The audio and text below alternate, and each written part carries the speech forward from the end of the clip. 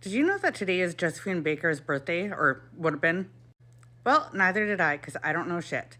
But I was doing a deep dive. I went down a rabbit hole about something else, and I came across this.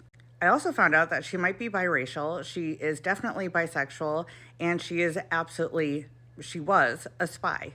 So, since June is Pride Month and it's also Black Music Month, I figured this would be as good an excuse as any to do a little mini dive into her. So, Miss Josephine Baker was born on June 3rd, 1906, in St. Louis, Missouri. Her mom named her Frida Josephine McDonald. From what I can tell, she had kind of a troubled childhood, during which she experienced the really horrific riots in East St. Louis in 1917. She realized pretty quickly that she wanted out, and she knew that she had talent and skills to do that. She joined a vaudeville troupe, and they traveled to Philadelphia, where she met a man named William Baker, and she married him. The weird thing is, she was 15 at this time, and it was actually her second marriage. She was 13 when she had her first marriage, but her second marriage was short-lived as well, but she kept the last name Baker, and she became Josephine Baker. By the time she was 19, she had had some success in the US, but she really was not a fan of being a Black woman in the US for obvious reasons. So when she won a place in an all-Black review in Paris, she jumped at the chance. So she heads over to Paris, and when the review is traveling, she's getting on trains or whatever and wondering where she's supposed to sit because she's a Black woman, and she finds out that she doesn't have to sit in a specific area because she's a Black woman, unlike, the US. So she pretty much immediately falls in love with Paris, and Paris immediately falls in love with her.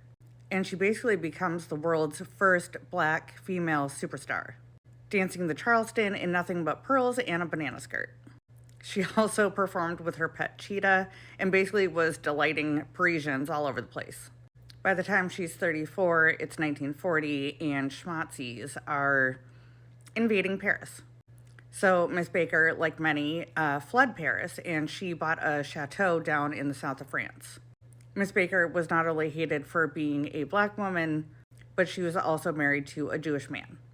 And she had had many very public affairs with women. All the things that schmazzies do not like. Oh, and she was also very outspoken about how evil racism is. On June 14th, 1940, Paris has fallen, and shortly thereafter, Miss Baker meets the head of the counter-military intelligence, a man named Jacques Abte. And he asked her if she would join the resistance because as a performer, she could move pretty easily between countries. It would not be, very suspect to schmazzies. And Miss Baker responded to him saying, "France made me what I am. I will be grateful forever. The people of Paris have given me everything. I am ready, Captain, to give them my life. You can use me as you wish." And use her they did. Consensually, of course. As a celebrity, Miss Baker would go to parties and functions. She was meeting high-ranking officials and gaining intelligence, including intelligence on what the schmazzies were doing. And she was able to pass that intel along.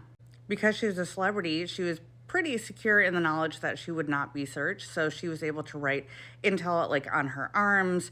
She would pin notes to her underwear, that kind of thing, and was able to pass it off.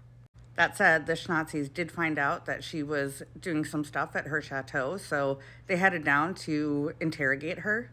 And it was actually kind of terrifying because at the time she was housing some resistance fighters. But she was an incredibly charming person, and she was able to get the Nazis sort of off the scent, and they went away. But she was like, oh my God, this is way too close for comfort. And she decided to leave the south of France. First, she headed to Lisbon with that guy, Abte, and between them, they carried 50 classified documents. The documents that she was carrying were actually her sheet music that she used invisible ink to write all of the information down. And then from Lisbon, she went to Portugal, and then from Portugal, she went to North Africa.